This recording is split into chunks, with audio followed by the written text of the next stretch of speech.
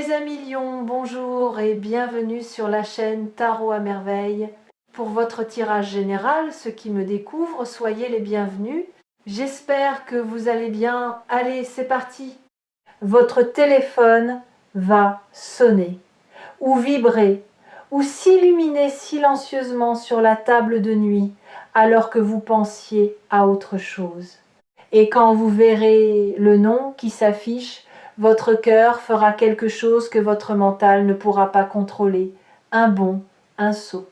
Une reconnaissance instantanée, antérieure à toute pensée qui dira « c'est maintenant, c'est enfin maintenant ». Mais avant cet appel, avant ce moment qui va redistribuer les cartes de votre quotidien, il y a quelque chose que vous devez comprendre.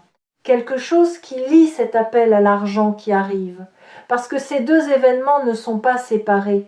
Ils sont les deux faces d'une même pièce.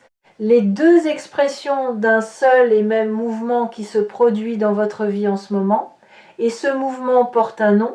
Un mot de 5 lettres que je vais décomposer devant vous, lettre par lettre, parce que chacune de ces lettres contient un enseignement que vous avez besoin d'entendre. Ce mot, c'est APPL. Pas seulement l'appel téléphonique, l'appel au sens profond, l'appel que la vie vous lance. L'appel que vous vous lancez à vous-même depuis un endroit si profond que vous ne l'entendez que dans le silence. Commençons. A. Alignement. L'argent qui arrive n'est pas un accident. Ce n'est pas un coup de chance. Ce n'est pas le résultat d'une manipulation du destin en votre faveur. C'est un alignement. Et pour comprendre ce que ce mot signifie vraiment, il faut abandonner l'image mystique qu'on en donne habituellement. L'alignement n'est pas un état de grâce flottant, dans lequel tout tombe du ciel. C'est un état de cohérence entre ce que vous pensez, ce que vous ressentez et ce que vous faites. Quand ces trois dimensions pointent dans la même direction, vous devenez un aimant, pas un aimant magique, un aimant logique. Les opportunités vous trouvent parce que votre signal est clair. Les bonnes personnes se rapprochent parce que votre fréquence est stable. Et l'argent circule vers vous parce que vous avez cessé de le repousser avec vos croyances de manque tout en le réclamant avec vos prières d'abondance. Pendant longtemps, vous étiez en désalignement. Vous vouliez l'abondance, mais vous pensiez rareté. Vous demandiez la prospérité, mais vous agissiez en survivant. Vous rêviez de liberté financière, mais vous preniez chaque décision depuis la peur de perdre ce que vous aviez. Ce désalignement créait un signal brouillé, contradictoire, et un signal contradictoire ne reçoit que des réponses contradictoires, des gains suivis de pertes, des ouvertures suivies de fermetures, un pas en avant, deux pas en arrière. Ce qui a changé récemment, ce qui rend l'argent inattendu possible maintenant, c'est que le brouillage se dissipe. Votre pensée, votre ressenti et votre action commencent à s'accorder. Pas parfaitement, pas totalement, mais suffisamment pour que le signal devienne lisible. Et un signal lisible reçoit des réponses lisibles, concrètes, sonnantes et trébuchantes. Cet alignement financier se manifeste dans des détails que vous ne remarquez peu, être pas encore. La manière dont vous parlez d'argent a changé. Moins de plaintes, moins de honte, plus de neutralité, plus de curiosité. Vous commencez à voir l'argent non plus comme un juge qui vous évalue, mais comme un courant qui vous traverse. Et un courant ne juge pas. Il circule. Il va où l'espace est ouvert. Et votre espace s'ouvre. Vous avez aussi cessé, peu être sans le remarquer, de vous saboter financièrement. Ces petites habitudes d'auto-sabotage que vous aviez normalisées, dépenser impulsivement juste après avoir réussi à mettre de côté, refuser une augmentation parce que vous ne vous sentiez pas légitime, évaluer vos services parce que demander un juste prix vous semblait prétentieux, ces comportements perdent leur emprise, pas d'un coup, progressivement, comme une habitude qu'on remplace si doucement, qu'on ne se souvient plus du moment exact où l'ancienne a cessé et la nouvelle a commencé. L'argent qui arrive va emprunter un canal que vous n'aviez pas envisagé. Il ne viendra pas du chemin évident. Il viendra d'un angle que votre mental n'avait pas couvert dans ses calculs. Peut-être une compétence secondaire qui se révèle soudain demandée.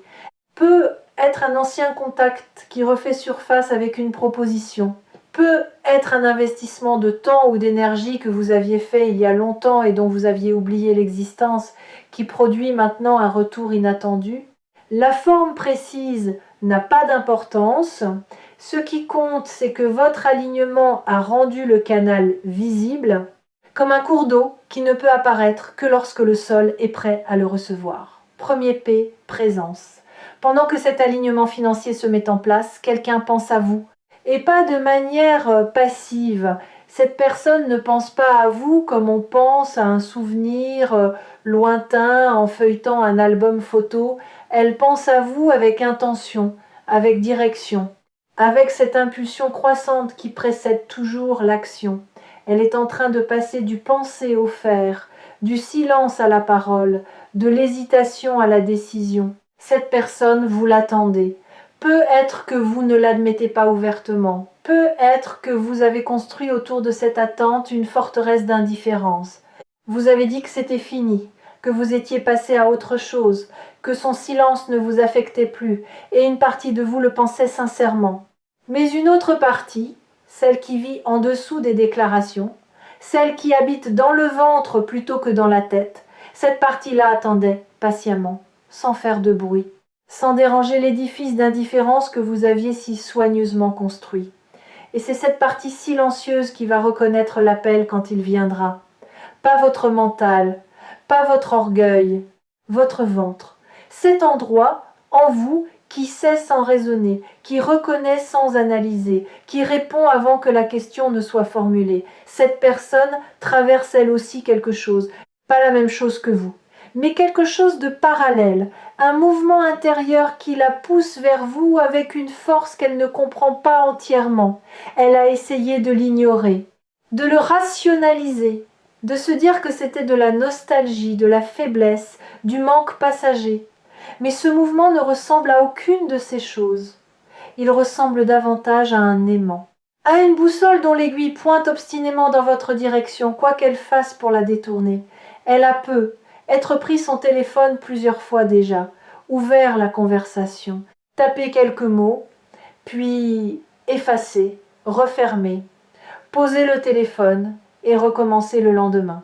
Ce cycle d'approche et de retrait est le signe que le désir de vous contacter est réel, mais que le courage n'est pas encore au rendez-vous. Il le sera bientôt. Le courage s'accumule comme l'eau derrière un barrage, goutte après goutte, et un jour, le barrage cède.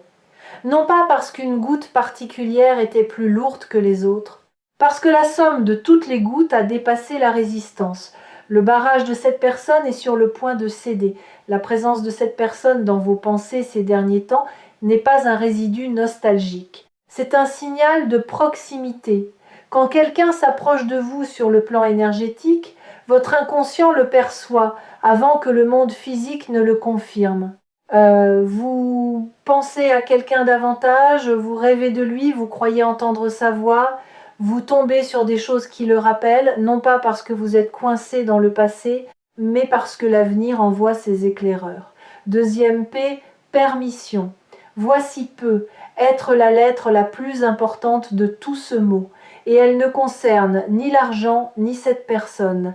Elle vous concerne vous. La permission est le goulot d'étranglement de votre vie. Pas le talent, pas les opportunités, pas la chance. La permission, ce que vous vous autorisez à vivre, à recevoir, à désirer, à espérer. Et cette permission, personne ne peut vous la donner sauf vous-même. Vous avez passé des années à attendre que quelqu'un d'autre vous donne la permission de réussir financièrement, la permission de vouloir plus que le strict nécessaire, la permission d'être heureux sans culpabilité, la permission de reprendre contact avec quelqu'un ou d'accepter que quelqu'un reprenne contact avec vous. Vous attendiez un feu vert, un signe extérieur, une validation qui vous autoriserait à désirer ce que vous désirez. Mais le feu vert n'est pas extérieur. Il n'a jamais été extérieur. Il est dans votre poitrine, là où votre cœur bat en ce moment. Et il est allumé depuis le début. Vous ne le voyez pas parce que vous cherchiez dans la mauvaise direction. Vous regardiez dehors alors que la lumière était dedans. La permission de recevoir l'argent qui arrive signifie cesser de croire que vous ne le méritez pas. Cessez de chercher la raison cachée derrière chaque bonne nouvelle. Cessez de vous dire que quelque chose d'aussi bon ne peut pas durer. L'argent qui vient vers vous ne vous teste pas. Il ne joue pas avec vos nerfs. Il vient parce que le courant vous porte dans cette direction et que vous avez enfin cessé de nager à contre-courant. Il y a une scène qui se rejoue dans votre esprit chaque fois qu'une bonne chose se profile. Vous le savez, vous la connaissez par cœur. C'est ce moment où la joie commence à monter et où presque simultanément une main invisible vient l'étouffer, pas méchamment, préventivement, comme si se réjouir trop tôt allait porter malheur, comme si la joie prématurée était dangereuse. Et vous avez tellement intériorisé ce réflexe que vous ne le voyez plus. Il fait partie de votre fonctionnement normal. Sentir la joie monter, la brider, se protéger, attendre la confirmation avant de se réjouir. Puis, quand la confirmation arrive, trouver la prochaine menace potentielle, et ainsi de suite. La joie toujours reportée, toujours conditionnelle, toujours soumise à un mais qui la réduit avant qu'elle ne puisse s'épanouir. Ce réflexe-là, c'est la serrure la plus résistante de votre prison intérieure. Et la permission dont je parle est la clé qui l'ouvre. La permission de se réjouir avant la confirmation. De croire en la bonne nouvelle avant d'avoir la preuve. D'accueillir la possibilité du bonheur sans exiger de garantie. Ce n'est pas de la naïveté, c'est un acte de courage. Le courage de vivre ouvert dans un monde qui récompense la fermeture. La permission de recevoir cet appel signifie cesser de punir cette personne par votre froideur ou cesser de vous punir vous-même par votre rigidité. Cela ne veut pas dire accepter n'importe quoi. Cela ne veut pas dire effacer le passé d'un trait de crayon. Cela veut dire ouvrir une fenêtre dans le mur que vous avez construit. Une seule fenêtre. Juste assez pour que l'air circule. Juste assez pour voir si ce qui se tient de l'autre côté mérite qu'on ouvre la porte. Et cette permission, cette ouverture minimale mais suffisante, c'est ce qui rend possible tout ce qui suit. Pour ceux qui suivent les lectures partagées ici sur Tarot à merveille, la notion de permission revient souvent sous des formes différentes, parce qu'elle est au cœur de toute transformation. Rien ne change tant que vous ne vous autorisez pas le changement. Et tout change à la seconde où vous le faites, écho. L'écho est le mécanisme par lequel ce que vous avez donné vous revient. Pas immédiatement, pas de manière identique, mais inévitablement, comme un cri lancé dans un canyon qui revient vers vous, transformé par la distance et les parois rocheuses, mais reconnaissable, l'argent qui arrive et l'écho de votre travail. Pas seulement votre travail professionnel, votre travail intérieur, chaque croyance limitante que vous avez identifiée et remise en question, chaque moment où vous avez choisi de croire en l'abondance malgré les preuves contraires, chaque fois où vous avez donné alors que votre compte vous disait de retenir ces actes de foi posés dans le silence de votre quotidien, sans témoin, sans applaudissements, ont lancé un écho. Et cet écho revient maintenant sous forme de ressources concrètes. L'appel qui vient est l'écho de votre authenticité. Quelque part dans votre interaction passée avec cette personne, vous avez été vrai. Pas parfait, vrai. Vous avez montré quelque chose de vous que les autres ne voient pas, que vous-même ne montrez pas facilement. Et cette vérité a laissé une empreinte indélébile dans la mémoire de cette personne, une empreinte qui pulse comme un phare.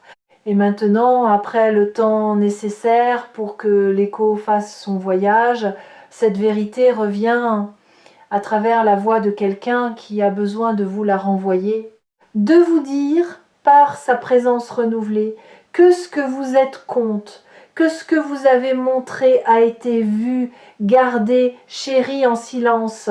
L'écho porte aussi quelque chose que vous n'attendiez pas, un enseignement.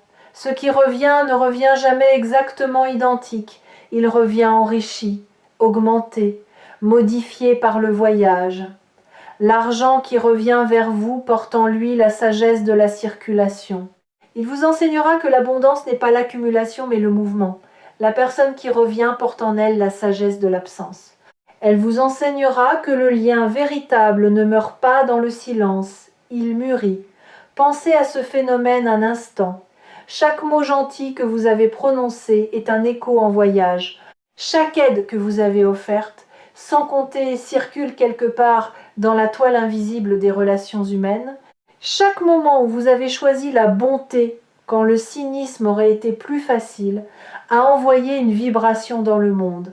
Et ces vibrations ne se perdent pas. Elles rebondissent, elles se renforcent mutuellement, elles convergent. Et quand elles atteignent une masse critique, elles reviennent vers leur source, vers vous, sous des formes que vous n'aviez pas anticipées, mais qui portent la même signature. La signature de la sincérité, la signature du cœur, votre signature. L'argent qui arrive porte cette signature. Il n'est pas de l'argent froid, anonyme, impersonnel. Il est le retour d'une énergie que vous avez émise avec intention, et la personne qui appelle porte cette même signature. Elle ne revient pas par caprice ou par ennui. Elle revient parce que votre authenticité a laissé en elle une marque que le temps n'a pas effacée. Une marque qui, au contraire, s'est approfondie avec la distance, comme certaines encres qui ne deviennent lisibles qu'avec le temps. La libération, la dernière lettre, la plus belle, celle vers laquelle tout le reste convergeait. La libération n'est pas ce que vous pensez, ce n'est pas se débarrasser de quelque chose, c'est cesser de porter ce qui ne vous appartient pas. La culpabilité qui ne vous appartient pas, la honte financière héritée de vos parents, de votre culture, de votre histoire qui ne vous appartient pas. La peur d'être déçu une fois de plus, qui appartient à l'ancien vous, pas à celui que vous êtes devenu. La conviction que les bonnes choses arrivent aux autres mais jamais à vous, qui appartient à une version de la réalité que vous n'habitez plus. La libération, c'est le moment où vous déposez tout cela, pas dans un geste spectaculaire, dans un relâchement intérieur si subtil que personne ne le verra sauf vous. Un jour peut être aujourd'hui, vous réaliserez que vous avez arrêté de porter, que vos épaules sont plus basses, que votre respiration est plus profonde, que l'espace entre vos pensées est plus large. Et dans cet espace, dans ce relâchement, tout pourra entrer. L'argent, l'appel, la surprise, la joie que vous repoussez depuis si longtemps parce que vous aviez peur de son coût. La joie n'a pas de coût. C'est le mensonge le plus ancien du monde. On vous a fait croire que chaque moment de bonheur serait suivi d'un moment de souffrance équivalent, que la vie était un système comptable où chaque crédit de joie entraînait un débit de douleur. Et vous avez vécu en conséquence, en mesurant votre bonheur, en le rationnant, en refusant de vous réjouir pleinement par peur de la facture. Cette croyance meurt aujourd'hui. Elle meurt parce que vous êtes en train de vivre la preuve contraire. L'argent arrive et il n'y a pas de piège. L'appel vient et il n'y a pas de manipulation. La vie s'ouvre et elle ne vous prépare pas un coup dur en retour. Elle s'ouvre simplement comme un poing qui se détend et devient une main ouverte. Et une main ouverte peut recevoir ce qu'un poing fermé ne pouvait pas. Regardez vos mains en ce moment. Sont-elles serrées, crispées, même légèrement? Si oui, ouvrez-les physiquement. Posez les paumes vers le ciel sur vos genoux et observez ce qui se passe dans le reste de votre corps quand vos mains s'ouvrent. Les épaules descendent, la mâchoire se relâche, la respiration s'approfondit. Le corps tout entier interprète les mains ouvertes comme un signal de sécurité, un signal qui dit « il n'y a rien à combattre, rien à retenir, rien à craindre ». Et dans cette posture d'ouverture, votre capacité à recevoir se multiplie, pas symboliquement, physiologiquement. Un corps détendu est un corps perméable.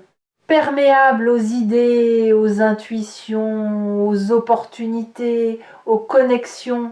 Un corps crispé est un corps barricadé. Et derrière les barricades, rien de nouveau ne peut entrer. Cette libération physique est le reflet de la libération intérieure qui se produit en vous. L'une nourrit l'autre Et ensemble, elles créent l'espace nécessaire pour que l'argent entre et que l'appel soit reçu. Non pas comme des intrus dans une forteresse, comme des invités attendus dans une maison ouverte. Le mot est complet maintenant. A-P-P-E-L. 5 lettres, 5 dimensions d'un seul mouvement. L'alignement qui rend l'abondance possible, la présence qui annonce le retour, la permission qui ouvre les portes, l'écho qui ramène ce qui a été donné. La libération qui fait de la place pour tout ce qui suit. Ces 5 lettres ne sont pas seulement un cadre pour comprendre ce qui arrive, elles sont un mode d'emploi pour l'accueillir. Quand l'argent se présente, vérifiez votre alignement. Êtes-vous cohérent dans votre désir de le recevoir? Quand l'appel arrive, vérifiez votre présence. Êtes-vous là? Vraiment là? Pas perdu dans vos projections du passé? Avant de répondre à l'un ou à l'autre, vérifiez votre permission. Vous êtes-vous autorisé à recevoir sans condition, sans marchandage intérieur? Quand vous recevez, sentez l'écho. Reconnaissez dans ce qui arrive le retour de ce que vous avez donné. Et quand tout est reçu, quand l'appel a eu lieu et que l'argent a trouvé son chemin, restez dans la libération. Ne refermez pas le poing. Ne reconstruisez pas les murs. Restez dans cette posture ouverte qui a permis au miracle d'entrer. Parce que ce qui arrive n'est pas un événement isolé, c'est le début d'un nouveau mode de fonctionnement. Un mode où vous recevez autant que vous donnez, où la vie circule à travers vous dans les deux sens, où l'abondance n'est plus un rêve que vous pourchassez, mais une rivière dans laquelle vous nagez. Et cette rivière, une fois que vous y êtes, ne vous rejette pas. Elle vous porte vers des endroits que vous n'aviez pas imaginés, avec une douceur que vous n'aviez pas cru possible. Ceux qui partagent leur chemin avec Tarot à merveille savent que les mots ne sont pas choisis au hasard dans ces lectures. Ils sont des clés. Et le mot d'aujourd'hui, ce mot de 5 lettres, est la clé qui ouvre simultanément 2 portes. La porte de l'abondance financière et la porte du retour de cette personne. Dans les jours qui viennent, restez attentifs aux signes avant-coureurs, un mouvement inattendu sur votre compte, une proposition qui arrive d'une direction que vous n'aviez pas envisagée, un message d'un ancien contact professionnel. Ces événements financiers ne seront pas isolés. Ils seront les premières notes d'une mélodie plus large. Et dans cette même période, les signes relationnels s'intensifieront aussi, un rêve plus vivant que d'habitude. Un souvenir qui remonte sans raison. Un nom qui traverse vos pensées au moment le plus inattendu. Ces 2 séries de signes convergeant vers le même moment. Le moment où votre téléphone s'allume.